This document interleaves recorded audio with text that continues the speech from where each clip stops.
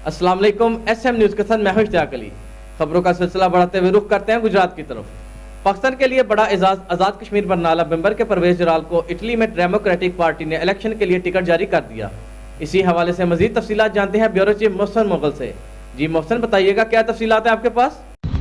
जी बिल्कुल, इटली में 20 सितंबर को होने वाले इलेक्शन में डेमोक्रेटिक पार्टी की तरफ से परवेज जराल मजबूत उम्मीदवार के तौर पर सामने आए हैं, जिनका तल्लक आज़ाद कश्मीर के इलाका बरनाला बिम्बर से है और वो पहले पाकिस्तानी नसाद बशिंदे हैं जिन्हें इटली के बिल नवाज कौंसल के लिए डेमोक्रेटिक पार्टी ने इनकी शानदार समाजी और फलाही खिदमात और आवाम में मकबूलियत के पेश नज़र टिकट जारी किया है।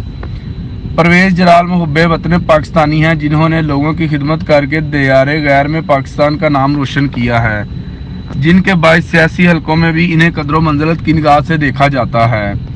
इलेक्शन में पाकिस्तानियों के साथ साथ एशियन कम्युनिटी के लोग और इटली के बशिंदे भी इनके इंतखाबी मुहिम जोरों शोर से चला रहे हैं। परवेज जराल के दादा गुलाम मोहम्मद इन 5 अफराद में शामिल थे जिन्हें कश्मीर की आज़ादी की जंग में शेर जंग का लक़ब मिला।